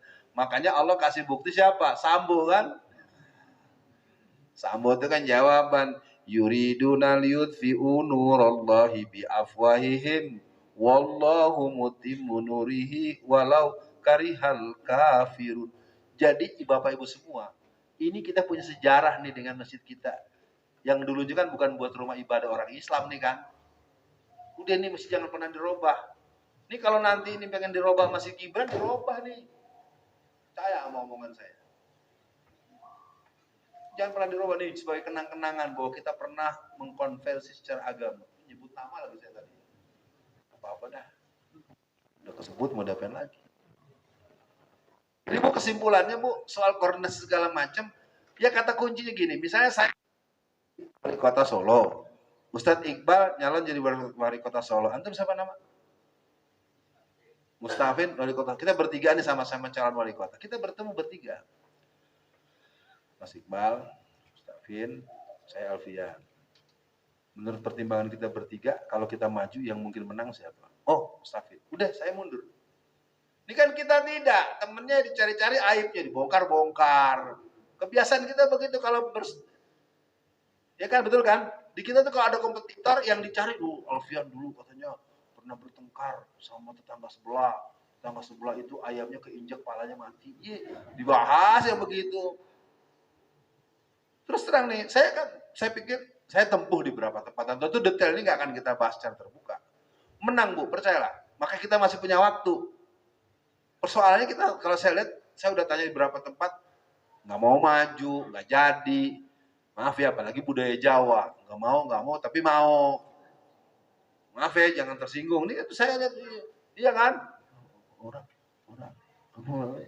Tapi ketika orang maju, gitu. Oke, cukup ya Bu. Saya pikir mungkin tidak memuaskan, tapi intinya soal koordinasi, soal faktor partai juga sama. Berpartai itu sekarang saya ini wakil ketua umum pimpinan pusat Masyumi bidang penguatan ideologi. Ya, saya nggak pernah ragu sebagai walaupun belum tentu lolos nggak apa-apa. PKI aja 55 tahun nggak muncul nggak geger, masa baru 2 tahun nggak lolos pengen pindah partai lain. Kayaknya beberapa orang-orang yang tadinya dari partai A, partai B, pada bergabungan dengan Masyumi kan, pas ada tanda-tanda nggak lolos baru pengen lompat lagi. Ayo tikus-tikus lompat silakan lompat. Ya, begitu lagunya. Orang itu kalau berpolitik jangan salah paham. Saya tahu ini Pak cara hidup masyarakat zaman sekarang. Kalau berbuat apa-apa tuh ada 2 pertanyaan. Dapat apa? Jadi apa? Gitu kan? Padahal kalau orang Islam itu dia harus menjadikan politik salah satu instrumen untuk membela agamanya. Kenapa dulu sampai lebih dari 3.000 perda syariah itu lolos? Ada Bang Yusril. Saya walaupun tidak di PBB, saya kader P3 dan sekarang saya di Masyumi. Saya ingin katakan dengan terbuka. Yusril Iza Mahendra itu tergusur karena kerjaan Adnan Buyung Nasution. Dan kelompok-kelompok komunis baru, kelompok kiri baru. Saya sering diskusi panjang dengan Bang Yusril gini. Sayangnya kita baru berbeda partai saja seolah beda agama. Maaf ya, saya dengan teman-teman kenapa saya nggak mau masuk PKS? Saya punya alasan banyak banget. Seolah-olah kalau nggak ikut PKS kita bukan Islam. Nggak boleh juga begitu dong. Agama kita Islam. Partai Islam itu cara lihatnya dasarnya Islam, ADART Islam, tujuannya Islam. Ya cuma ada 6. Kenapa repot dengan partai banyak? Yang lain juga sama kok. Bapak-bapak ada sekarang tanya, Pak, Golkar masih ada nggak Pak? Pak, Golkar masih ada tidak? Gerindra Golkar bukan? Ya, bego namanya. Ini nggak ngerti politik namanya. Golkar, Gerindra, Hanura, Nasdem tuh Golkar kabeh. Capek deh. Iya, kenapa mesti ribut dengan adanya partai yang banyak? Dengan partai yang banyak berarti mobilnya banyak agar sopirnya tahu jalan, jangan jalannya sama ditabrakan. Berpolitik tuh rata-rata cuma pengen jadi anggota dewan sama jadi wali kota. Berpolitik itu memenangkan Islam, menjaga Islam dari jahatnya tangan-tangan kebijakan yang zalim. Itu berpolitik namanya. Saya walaupun nyalek gagal nggak pindah partai dari dulu. Saya P3, memang P3 nggak ada masalah. Yang masalah pengurusnya. Pecah dua waktu jalonin Ahok. Yang satu ditangkep, namanya si Romi. Yang satu amal ma'ruf nahi mangkur. Iya, saya kenapa? Karena nggak ada yang nanya, saya nggak jawab. Ya. Ibu semua, saya tantang sekarang. Gua sekarang ada di Solo. Tinggal janjian waktu, tapi jangan sepihak. Saya memang punya waktu sekarang lebih seperti dulu, agak rapat. Kebetulan ini ada Indratno. Indratno agak sama dengan nama istri saya ya. Ya, istri saya manggilnya. Tapi kita panggilnya Pak Indra ini pakai sama Kok Haji. Silakan Pak. Salam. Suaranya agak besar Pak, buat yang sana biar dengar. Waalaikumsalam.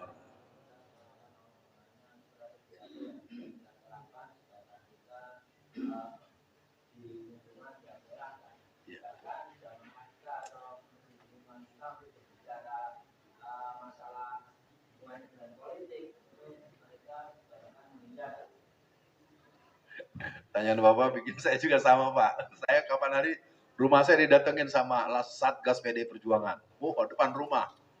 Nantang-nantang mau nyari saya, mau ini. Saya ini anak dipikir saya anak baru kemarin kali kan. Lalu saya telepon anak Laskar. Saya bilang, tapi jangan dipukul ya, disamperin. Jadi gini, saya harus jawab dulu ya. Ini kan Bapak ini bertanya, beliau bertanya, kita ini ada di daerah merah. Kalau bahasa Betawi, ini daerah yang asik. Kita berada di tempat pertempuran yang asik, kenapa nggak dinikmati? Walaupun kita tidak menang, tidak jadi apa-apa. Kalau kemarin, kan repotnya kan kiainya dukungnya PDI Perjuangan juga. Saya tahu Bu, Ibu nggak usah cerita, saya tahu. Saya udah hafal, 3 tahun di sini. Itu tadi. Itu ya, kenapa jadi masalah? Karena dia lupa dengan ikrarnya. Inna salati wa nusuki wa mahyaya wa mamati lillahi rabbil PDI Perjuangan. Gobloknya. Kalau orang Islam itu dia itu tadi. Jadi kalau antum tanya gitu, di ruangan ini dulu kan ada hadis Nabi dalam sebuah hadis qudsi, aku tergantung sangka-sangka hambaku. Bapak tahu di Banten itu apa enggak nangis darah mereka? Udah menjagokan Rano Karno, kalah. Saya kalau diberi kesempatan bicara dengan syarat 2 tadi, saya mau ngomong terus. Kalah, Rano Karno nggak kurang uang. Rano Karno partai dari mana? Kalah. Kenapa dari awal kita bilang kalah? Kalau ibu bapak mau belajar ilmu sugesti sebuah perjuangan, tanyakan dulu hati. Siapa orang bisa membayangkan Muhammad Al-Fatih, anak umur 22 tahun, merebut kembali Konstantinopel? Hanya cuma buat ngalahin merah doang, karena kita nggak pernah berpikir melawan mereka. Yang ada bertahan teman-teman sendiri. Cobalah, coba cakep itu kan ada P3. Saya kalau dengan teman-teman P3 secara emosional, kemarin waktu deklarasi di Jogja, saya diundang oleh teman-teman P3. Ya, bahkan ke tanggal 5 itu kemarin. Dan Bapak Ibu yang belum tahu saya ini kalau pengkaderan PBB saya ngisi. Pengajian gabungan PKS saya ngisi. Karena jiwa saya tetap dengan ikrar PII saya dulu. Bahwa kami, para kader, pelajar Islam Indonesia, senantiasa akan membela kepentingan Islam dan umat Islam dalam situasi dan tempat dan keadaan yang bagaimanapun juga. Itu pertanyaannya sekarang, di mana pengkaderan sekarang adanya? Sekarang aja nih, coba, berapa orang yang umur 17 tahun?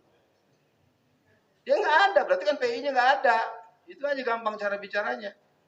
Yang laki-laki, berapa yang 17 tahun? Nggak ada juga, ya los. Dan itu se-Indonesia kalau boleh saya bilang. Jadi kalau Bapak bertanya begitu Pak, saya pertama ingin memberikan Bapak bertanya berarti Bapak punya perhatian. Bapak dulu tumbuhkan semangat. Saya bisa kalahkan mereka. Ya nggak bisa mendadak, orang mereka banyak ininya, banyak duitnya, banyak setannya, banyak dukunnya. Ya, ibu-ibu, bapak-bapak, coba deh sekali-sekali jalan. Saya nggak hafal nama-nama jalan di sini, belum hafal. Kalau nama-nama ikan saya hafal. Yang nggak ketawa nggak ngerti itu. Di Solo ini Bu, ada kalau kita di beberapa tempat tuh ada rumah-rumah seperti apa namanya itu, gubuk-gubuk liar. Ya. Perhatikan deh, di belokan mana ada. Itu isinya tokoh-tokoh PKI tahun 50-60. Mereka itulah yang mengancam tokoh-tokoh yang ada, apakah RT, apa RW atau lurah atau camat. Pokoknya sampean harus joblos Gibran. Kalau tidak tak pateni. Jadi para dedengkot PKI itu turun total di musim sampai hari ini. Makanya saya sempat menyoal, kenapa di Solo ini kalau bicara Syiah melulu. Tapi gara-gara ngomong gitu saya dimusuhi juga. Saya bilang begini, Indonesia, Solo Raya ini, Syiah itu satu masalah, tapi bukan satu-satunya masalah. Paham nggak Mas? Iya, saya ngomong begitu, sekarang saya dimusuhi, ini susah. Beda pendapat dikit kita dianggap nggak setuju, bukan. Kristenisasi masalah, tapi jangan bilang bukan masalah. Nanti kalau Ibu Dewi Purnamawati meninggal dunia, siapa yang ganti? Karena kita nggak pernah mengadakan daurah menyiapkan para kristolog baru. Ini saya ngomong gini ngeri juga nih, terngadu lagi sama ustadznya. Saya bingung, memang dasar jago kandang begitu aja. Bisa muter-muter di Solo doang, itu diomongin begini tersinggung. Beneran Mbak, saya ngalamin itu. Dibilangnya Alfian Tanjung ini temannya Ustadz Muzakir, dia nggak ada urusan. Emang temennya dulu di Jakarta. Emang kalau berteman sama tetangga sebelah saya juga orang murtad. Emang kalau tetangga sebelah murtad kita ikut murtad. Kalau kita ketemu sama orang Syiah lalu kita jadi Syiah. Waduh bahaya ngomong gini ya. Ada muridnya ngadu lagi sama gurunya. Di sini tuh aneh gitu. Maaf ya saya harus ngomong dengan sedikit curhat.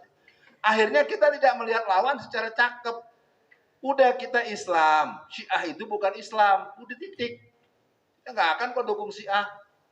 Tapi kan ternyata kita nggak pernah menyoal kemarin tanggal 21 bulan November 2021. Ya, Ustadz Sobari di demo oleh 7.000 orang laskar dari Islam Jamaah. Nggak ada yang bela, mana? Sampai akhirnya masuk ICU di PKU. Baru denger ya, kasihan deh lu. Oh, nongkrongnya di sini tahunya kagak juga ya, duduk-duduk mulu kagak tahu apa-apa. Apanya? Iya, bayangkan mana kokam. Itu terus terang saja Bu, kenapa saya emosi? Saya ini angkatan muda Muhammadiyah. Saya kader dan pengkader pelajar Muhammadiyah. Saya instruktur pengkader IMM nasional. Saya taruna melatih 3 pengkader pemuda Muhammadiyah nasional. Saya marah. Kalian diem saja pemimpin sampai masuk ICU. Di demo 7.000 orang. Ini ngomongnya cuma di medsos doang. Ngomong giliran turun gak ada yang turun. Ntar kalau giliran saya turun, Alfian lagi. Bisa gue lagi. Udah 4 tahun di penjara. Gantian kali masuk penjara gitu ya.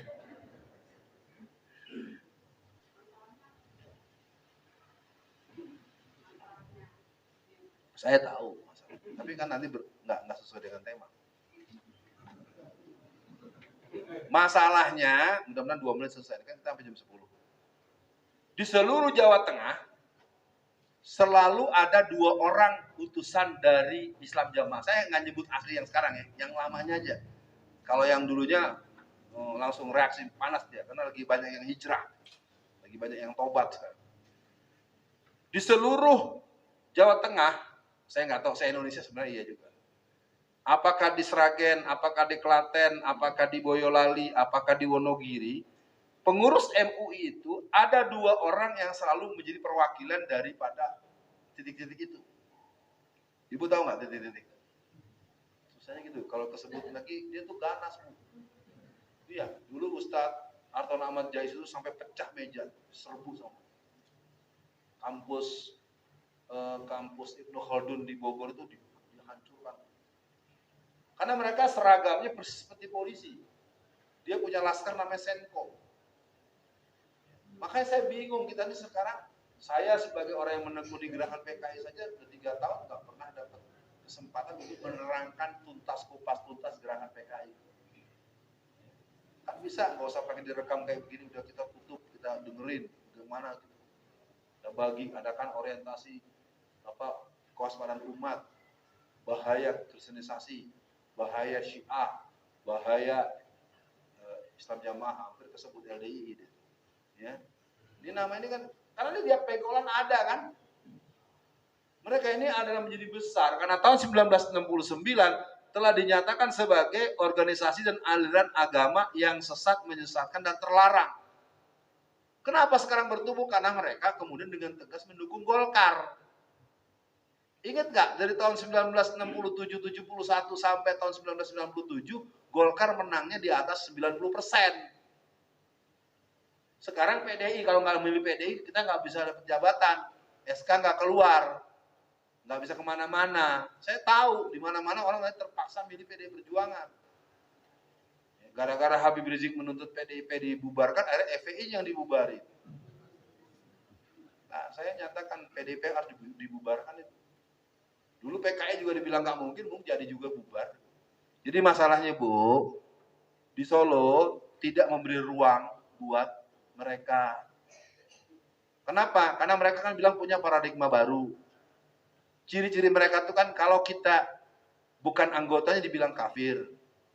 Ini udah ngerti belum sih saya ngomong apa? Udah ya. Terus kalau kita duduk, kita pergi itu dilap pakai kain basah. Nah, dari pihak MUI Kota Solo meminta, kalau memang paradigma baru berarti Anda tidak akan mengkafirkan orang lain. Bersediakah Anda? Dia nggak menjawab. Kalau nanti kami sholat di tempat Anda, bersediakah Anda tidak membersihkan dengan kain basah? Tidak dijawab. Akhirnya oleh teman-teman MUI Solo tidak dimasukkan, mereka tuh marah. 7.000 orang loh. Sekarang demo pemuda-pemuda Islam Solo nggak pernah lebih dari 20 orang. Nggak ada yang ikut. Saya berapa kali ikut cuma menghibur teman-teman Korlapnya, kesian. Berbagai kasus-kasus yang terjadi, apa kasus Rohingya, kasus Myanmar. Jadi bapak ibu-ibu harus tahu loh, sekarang kita kehilangan generasi yang pemberani dan militan di lapangan. Kalau yang pinter banyak, yang hafal 30 juz banyak, yang baca Qurannya bagus banyak, tapi yang berani membela kebenaran bersama dengan rombongan, oh jangan ikut demo itu ntar masuk neraka. Ada tuh ustadz-ustadz yang ngomong-ngomong begitu tuh. Ini diribet, siapa yang ikut 212 halal darahnya untuk dibunuh. Ada yang ngomong begitu, saya dengarnya males ya Allah, tapi begitulah Bu. Ibu nanya sih jadi terangin yang begitu. Yang saya kasih tahu memang gitu keadaannya Bu, berjalan terus. PII-nya entah kemana, IPM-nya entah kemana, ya. IPM di sekolah Muhammadiyah banyak. IPM itu sama dengan IMM.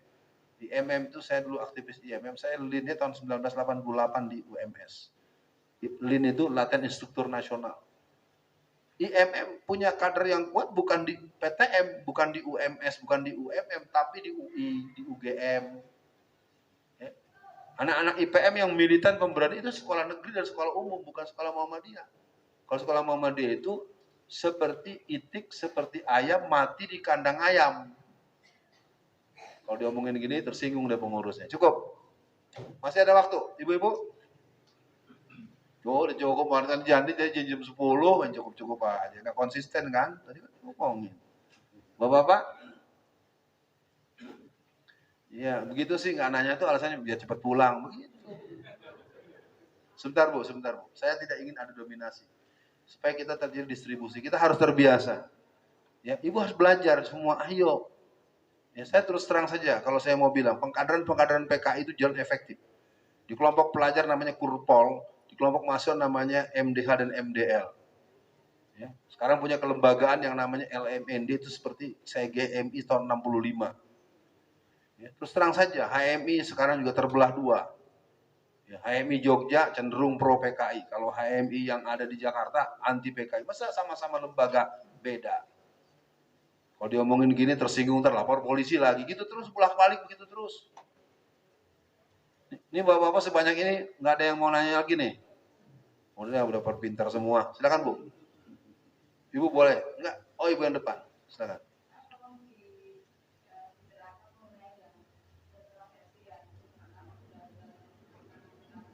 Udah disahkan, nggak ada lagi. Kalau saya ngomong kebanyakan ini tangkap lagi saya. Gini aja ya, saya jawab nanti secara umum. Ada 144 sampai 160 undang-undang yang dibuat untuk menyengsarakan rakyat Indonesia. Kenapa berani menjual tanah IKN dengan diskon 350%? Coba yang diskon 350%. Dan bisa hitungan 30 tahun dan dia bisa disewa sampai 160 tahun. Udah jadi germo terang-terangan lagi. Jadi negara kita tuh digermoi. Nah, kalau yang diomongin kena lagi karena pasal undang-undang yang baru. Jadi sekarang kita membiarkan para pejabat berlaku jahat dan kita tidak boleh mempersoalkan. Tapi saya cerita, Bu. Nih ya, ilustrasi lanjutan. Saya nggak mau sebut di sini deh. Saya seorang bapak. Mas, kalau sore-sore suka ada tamu ke rumah Anda. Itu laki-laki, dia berselingkuh, dia suka berzina dengan istri Anda. Kira-kira kalau seorang suami diberitahu gitu, percaya tidak? Tidak kan? Pasti bantah kan? Tapi karena terus-menerus tetangganya bisik-bisik, nggak punya malu, punya istri, sering kedatangan laki-laki, nggak pernah ditegur. Lama-lama si suaminya berpikir, aduh ada apa ya? Rupanya si pasar istrinya itu tahu, ini bapak ini suaminya kalau berangkat sekitar jam 8, jam 9 pagi, nanti pulangnya setelah Isya. Jadi dia datangnya sebelum asar, ya, nanti pulangnya sebelum maghrib. Kalau pola berangkat suaminya jam 9 pagi, datang sebelum asar, udah pulang belum?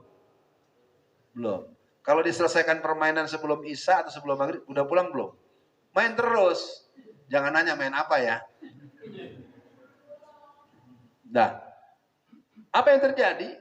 Karena terus dikomplain oleh warga yang lain, dikomplain oleh teman-teman dan tetangga-tetangga, akhirnya si suaminya berangkat seperti biasa, dia pulangnya sekitar jam 4:30. Masih ada nggak tuh pacar istrinya di rumah? Nah ternyata karena udah kebiasaan dan nggak ada yang ganggu, pintu kamarnya terbuka. Bayangkan Mas Indra, itu si suami lihat istrinya sedang begituan sama pacarnya. Marah kan suaminya kan? Maaf Mas Indra, ini bohong-bohongan. Kalau terjadi pada antum, diapain tuh istri antum? Nah, katakanlah jangan begitu, antum tempeleng. Nah yang masuk penjara itu suaminya, Bu. Mereka yang berzina nggak kena hukuman karena suka sama suka. Itulah Indonesia. Beneran. Saya kasih tahu aja, itu undang-undang KDRT kan. Jadi sekarang banyak undang-undang. Jadi ibu-ibu juga yang suka mengajar dengan memukul anak-anak, hati-hati. Kalau anak itu mengerti, dia akan lapor polisi, ibu kena 6 tahun penjara.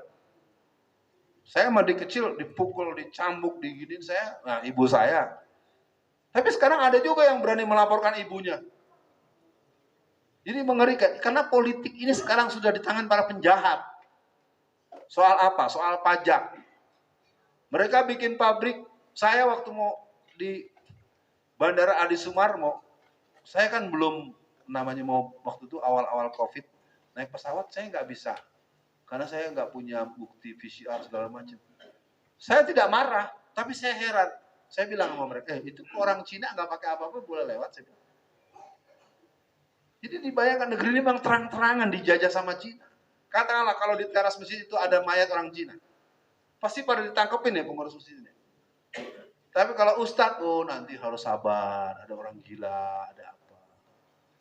Ya, jadi sekali lagi buat ibu, buat semua, memang kita sudah sangat terlambat. Banyak hal, akibatnya juga diantaranya peran-peran politik. Saya berharap sebetulnya dengan omongan seperti ini, nanti kita bisa lakukan pola-pola alternatif, pola-pola elaboratif. Elaboratif itu kelanjutan. Kadang-kadang saya kepingin juga ketemu dengan Ustadz Iqbal, ya, tapi nggak pernah ketemu. Kalau lihat dari strukturnya, dia yang paling atas. Sibuknya 24 jam atau rumahnya jauh ya. Ustadz Iqbal rumahnya jauh ya. Ya, udah pernah saya ke sana. Tapi kan artinya dia tahu dong saya sekarang isi di sini kan, Valentina. Kalau dulu saya udah komplain, oh datang lu nggak pernah ada lu Bang.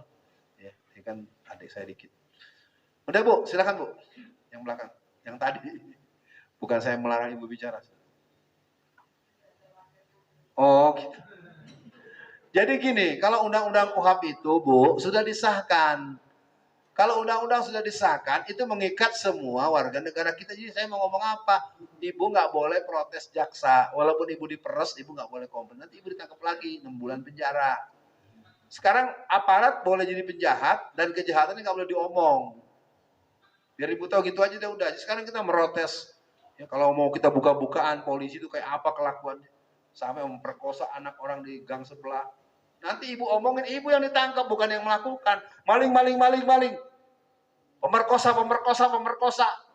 Yang ditangkap yang ngasih tahu apa yang berbuat. Ngasih tahu. Itulah kalau mau tahu Indonesia hari ini mengerikan. Ya penyebabnya kita semua, karena kita sudah jangka lama menganggap berpolitik itu nggak perlu. Itu kesalahan kita semua, yang salah ya para ulama-ulama dan para ustadz. Ya, saya tidak mau nuding kiri kanan, saya termasuk merasa bersalah, makanya saya siap untuk ke depan. Catat baik-baik jamaah, saya nyatakan aslinya kemauan saya adalah menjadikan. Saya tidak mau menjadi dulu sementara ini. Lihat kondisi, ya kalau memang saya menjadi tapi semuanya bisa rela dan tulus, mau saya. Ini kan enggak, udah maju kita pusing deh, ini bodo amat, kenapa lo mau maju? Gitu susahnya. Nggak ada wal mu'minin wal mu'minatin kalbunyanuhum yasuduhum ba'duhum ba'd. Tolong menolong sesama muslim itu tidak muncul di bidang politik. Kita selalu nyumbang masjid, nyumbang bencana alam, udah bagus, saya nggak bilang nggak bagus. Tapi ada saatnya biayai orang yang akan jadi penguasa di kampung kita. Terbayangkah kalau sampai gubernur Jawa Tengah ini orang yang berkarakter Islam, jangan nyebut nama deh. Ya. Dia akan inspeksi satu kabupaten. Saya gubernur Jawa Tengah akan datang ke pusat Masjid Agung Surakarta. Seluruh camat harus hadir, seluruh datang nggak Pak? Datang, gubernur yang perintah. Nah, Bang, nanti kita berikan materi-materi yang memberikan ini. Dibacakan dalil yang kuat, diberikan. Wah, itu terjadi dengan Ramzan, ya, Ramzan Karimov ya, yang CS-nya. Itu efeknya bagus, terlepas dia punya versi bahwa dia punya person itu urusan konflik internal. Nah saya pikir saya nggak perlu mematok harus sampai jam 10. Intinya buat semua yang hadir, ayo nanti kita coba agenda NIR dan pada Mas Arief atau siapapun di sini, supaya nanti kalau memang saya bisa berkala misalnya 6 bulan atau 3 bulan, ini kan saya nggak tahu waktunya. Wala salam, wala kalam, wala kabar, atau dipanggil. Kita buat tematik besar aja walaupun tidak harus berurut. Sekarang kita semua menyadari berpolitik itu adalah kebutuhan kita. Menyiapkan calon-calon konglomerat muslim yang kaya juga kebutuhan kita. Jangan orang itu terus yang dikejar-kejar kesian. Dikit-dikit nama ibu itu, dikit bapak itu. Jadi saya kan juga ngalamin, istri saya tuh yang minta sumbangan sehari bisa sampai 17 orang. Bukan mau pelit, bukan saya lagi curhat, tapi kan nggak bagus. Karena kalau orang-orang pribumi, muslim ini kebanyakan suka bohong. Padahal yang diam-diam lebih kaya. Saya tahu kok. Saya dengan 3 tahun ini keliling Solo, saya tahu ada yang sangat lebih kaya. Tapi karena dia penampilannya lusuh, mobilnya mobil merek lama. Padahal dia kekayaannya ratusan miliar. Ya itu susah, namanya dunia kan main-main sendiwara. Kalau urusan harta, ngaku-ngaku paling miskin. Gitu ya, giliran nyumbang, yang mau nyumbang yang punya jiwa nyumbang. Kalau nggak, ya sudah, kira-kira kita bisa nggak nih punya wali kota Solo yang berjiwa Islam? Bisa. Mau dukung? Mau doakan? Nah, nanti orangnya kita lihat, kita rembuk lagi. Gubernur Jawa Tengah, kalau saya maju, kira-kira di sini pada dukung nggak? Mana sumbangannya, mana duitnya, mana kerudungannya, begitu terus. Oke, tidak harus si Alfian, siapapun kita doakan. Dan pada malam ini Bapak Ibu sekalian, saya mohon maaf kalau ada tutur kata yang kurang berkenan. Mari kita berdoa. Semoga doa kita malam ini menjadi energi positif kebersamaan kita. Dan kita membersamai perjalanan hari-hari ke depan. Ma ta'buduna mim ba'di. Bagaimana generasi di belakang kita. Politik, bisnis itu bagian daripada kekuatan selain kemampuan prinsip dasar agama. Tertib sholat 5 waktu. baca Quran yang bagus, yang fasih, hafal 30 juz. Itu semua bagian-bagian yang juga menjadi elemen dan komponen kebangunan dan kekuatan umat Islam. A'udzubillahi minasyaitonirrajim. Bismillahirrahmanirrahim. Asyhadu an la ilaha illallah wa asyhadu anna Muhammadan abduhu wa rasuluh. Allahumma sholli ala Muhammad wa ala ali Muhammad. Allahumma ya Allah ya Rabbul alamin. Pada malam ini dengan segala keterbatasan dalam pengajian Purnomo Sidi di malam ini, kami berada pada satu kesadaran, kami butuh kekuatan umat Islam, di antaranya kekuatan politik. Jadikanlah kami hamba-hambamu yang berkesempatan untuk melihat Solo, untuk melihat Solo Raya, untuk melihat Indonesia Raya dipimpin oleh orang-orang yang beriman dan berkhidmat kepada syariat agamamu ya Allah.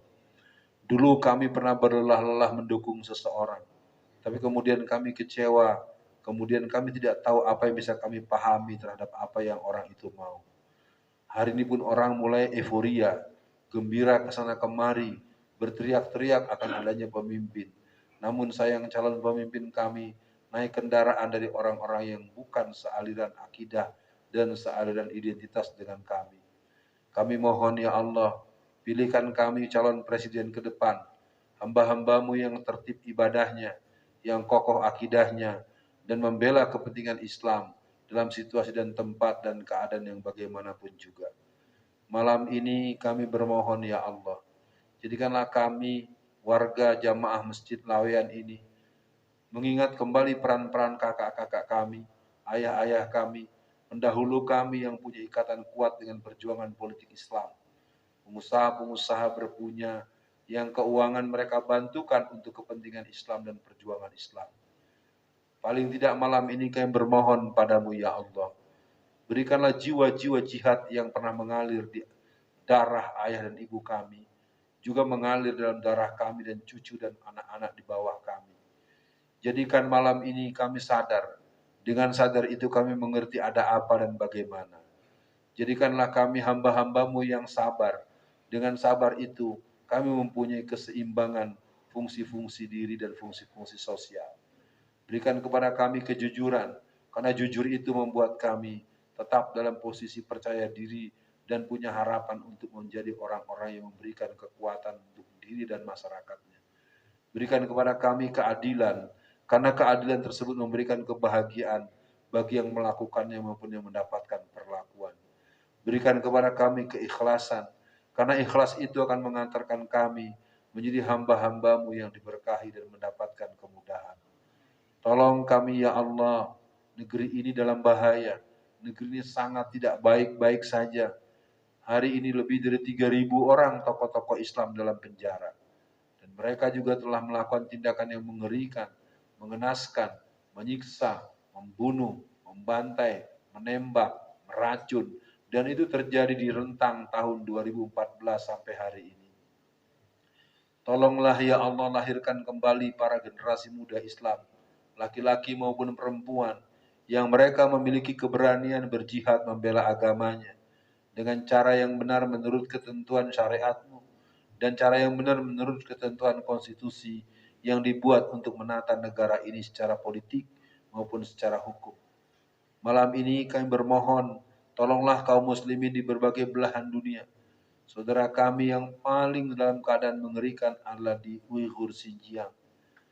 Sampai hari ini akhirnya pimpinan perjuangan Islam di Tajikistan Timur telah mengumumkan resolusi jihad untuk membela dan melawan kekejaman komunis Cina. Dalam doa ini kami mohon padamu ya Allah, jadikanlah sisa-sisa masyarakat muslim yang berkurang dengan cukup banyak dari 13 jutaan orang di masa revolusi kebudayaan Cina tahun 1949. Hari ini jumlah mereka tinggal 46%. Di bawah dari separuh mereka telah dibunuh, disiksa, dipaksa menikah dengan orang-orang suku Han. Malam ini kami bermohon padamu ya Allah, jadikanlah pertemuan malam ini saksi bahwa kami akan bisa melahirkan pemimpin-pemimpin yang berkarakter Islam. Di tingkat terkecil, ketua-ketua RT dan ketua RW. Izinkan kami ya Allah untuk merebutnya dengan cara-cara yang kami sesuaikan dengan situasi. Berikan kepada kami merancang kemenangan untuk terpilihnya anggota legislatif. Kalaupun tak bisa kami hindari dari partai yang satu itu, kami akan dukung mereka yang punya komitmen untuk membela Islam dan kepentingan umat Islam. Ya Allah yang maha mengetahui segala urusan, kami mohon ampun padamu ya Allah. Berikanlah kepada kami ampunan, berikanlah ampunan juga kepada kedua orang tua kami. Kasihilah mereka sebagaimana mereka telah mengasihi kami di saat kami kecil. Juga untuk anak-anak kami ya Allah, cucu-cucu kami ya Allah. Jadikanlah mereka yang pada saat kedepannya akan bisa kami ajak untuk hadir di majelis ilmu seperti ini. Agar mereka mendengar langsung nasihat-nasihat, taujih, dan arahan-arahan, informasi, transfer of knowledge yang bisa diberikan dan disimak dengan baik. Sehingga kampung kami, desa kami, laweyan kami akan menjadi bagian daripada kejayaan yang tetap berani. Ishhadu bi anal muslimin. Tolong kami ya Allah agar kami tetap optimis. Yakinkan kepada kami di daerah merah Jawa Tengah, Jawa Timur ini, bahwa pada saatnya hijauisasi, penghijauan bisa dilakukan dengan mental-mental perjuangan semodel Muhammad Al-Fatih atau Salahuddin Al-Ayyubi. Ya Allah, Allahumma nawir qulubana binuri bihidayatika, binuri samsika abadan abada, kama nawartal ardo birahmatika ya arhamar rahimin. Engkaulah ya Allah yang mengabulkan segala doa. Jadikan malam ini kami mengerti bahwa kami sesungguhnya belum berbuat banyak untuk menjaga generasi kami agar tetap dalam naungan syariat agamamu. Semoga kau berikan kami kesempatan untuk membangun kesadaran yang diperluas. Semoga kami punya kesempatan untuk mengibarkan panji-panji perlawanan dan keberanian untuk tidak membiarkan kaum kafir, kaum salib, kaum palu arit, dan orang-orang yang punya nilai-nilai negatif terhadap Islam dan umat Islam untuk terus berkuasa dan mengangkangi kami.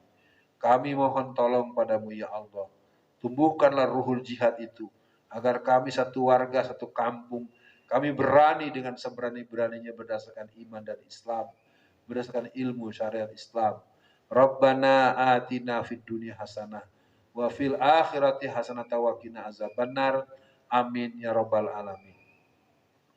Bapak Ibu sekalian dan semua yang hadir, saya Alfian Tanjung mohon maaf kalau mungkin ada yang kurang berkenan. Intinya catatlah bahwa saya adalah sudah menjadi bagian dari kegiatan di Solo sudah 3 tahun, walaupun mungkin harap dimaklum saya tidak bisa sepenuh waktu, bukan urusan giliran-giliran, nggak ada giliran ya. Saya urusannya kembali ke Aceh, kembali ke Medan, kembali ke Pekanbaru. Jadi jadwal saya sudah normal seperti sebelum saya masuk penjara. Jadi kalau nanti ada tugas, ya mana Mas Arief tadi? Mas Arief, halo. Nanti kalau nugasin saya lagi diatur aja ya. Ibu-ibu kan seperti kita udah 3 kali Bu ya ketemu ya. Ya nggak usah sering-sering, nggak apa-apa, agak lambat dikit nggak apa-apa, tapi mungkin nanti kita buat komando gini, komandonya sholat isya berjamaah gitu. Karena kan tadi saya datang, kita mulai hampir 8:30 loh, kelamaan mulainya.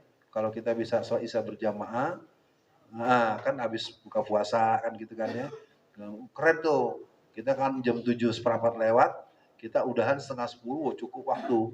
Ya, sudah cukup malam. Salam buat keluarga di rumah, bapak-bapak juga salam buat istri dan anak-anak, ibu-ibu buat suami dan anak di rumah. Salam dari saya Alfian Tanjung. Assalamualaikum warahmatullahi wabarakatuh.